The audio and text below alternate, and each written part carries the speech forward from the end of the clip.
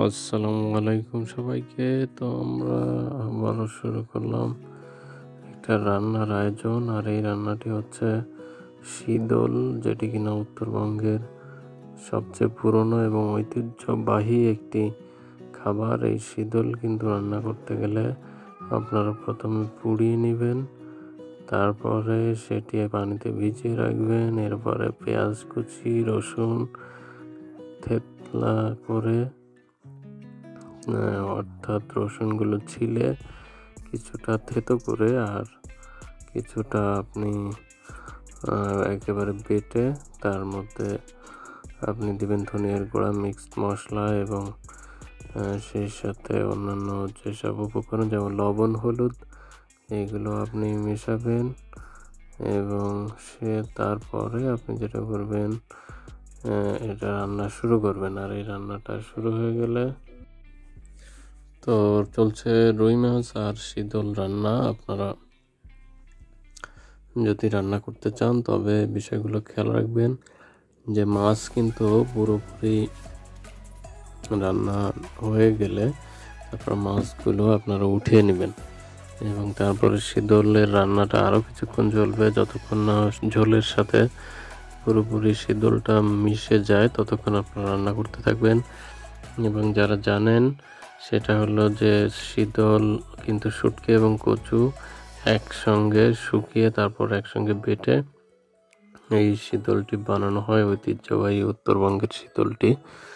এবং এটা খুবই স্বাস্থ্যকর একটি খাবার এবং সুন্দর করে যদি রান্না করা যায় তবে এই খাবারটি কিন্তু খুবই সুস্বাদু হয়। এবং এটা মাছ দিয়েও রান্না করে খাওয়া যায় এবং সেই সঙ্গে এটা কিন্তু ভর্তা করেও খাওয়া যায়, বেশি করে পেঁয়াজ, মরিচ এবং রসুন একসাথে দিয়ে যেমনটা রান্না করা যায় সুস্বাদু তরকারি। আর অপরদিকে এটি কিন্তু ভর্তা করেও খাওয়া যায়। তো চলছে শীতল রান্না। আর এই রান্নাটা আমরা যেহেতু প্রথমেই করেছি এই জন্য আমরা বেশি মাছ এখানে দেইনি। যদি নষ্ট হয় বা কোনো কারণে আমরা ভালো রান্না না করতে পারি তবে খুবই খারাপ হবে, এইভাবে আমরা 2 পিস মাছ দিয়েছিলাম। কিন্তু আলহামদুলিল্লাহ আমাদের রান্নাটা অনেক সুস্বাদু হয়েছিল এবং আমরা খেতেও পেরেছিলাম। দারুণ খেতে হয়েছিল এই শীতলটি। এবং আমাদের ফার্স্ট এক্সপিরিয়েন্স হিসেবেও আমরা কিন্তু শীতল খুবই ভালোভাবে খেতে পেরেছিলাম, যেটা কিনা আমাদের একটু সন্দেহ ছিল যে আমরা আসলে খেতে পারবো কিনা।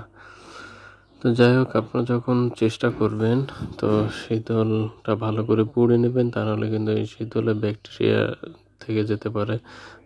তো ভালো করে পুড়ে নেওয়ার পরে গরম পানিতে যখন ভিজিয়ে দিবেন তখন এটি কিন্তু আস্তে আস্তে নরম হয়ে যাবে। তারপরে এই রান্নার প্রিপারেশানটা আপনারা নেবেন, পেঁয়াজ, মরিচ এবং ঝাল অন্যান্য কিছু একটু বেশিই দিবেন। কারণ হচ্ছে শীতল রান্না করতে গেলে আপনাকে ঝাল, মরিচ, রসুন, এগুলো, আদা, এগুলো একটু বেশি দিতে হয়। এখানে আদা বাটার বিষয়টা আমি বলেছি, আদা বাটা না দিলে কিন্তু, এবং সেই সঙ্গে সামান্য পরিমাণ জিরা, এগুলো দিলেই আপনার শীতলটি হবে অত্যন্ত সুস্বাদু। তো সকলকে অনেক ধন্যবাদ আমাদের ভিডিওটির সাথে থাকার জন্য। সামনে আরও ভিডিও নিয়ে আসবো, সে পর্যন্ত সুস্থ থাকুন। সকলকে আল্লাহ তাআলা সুস্থ রাখুন। আল্লাহ হাফেজ।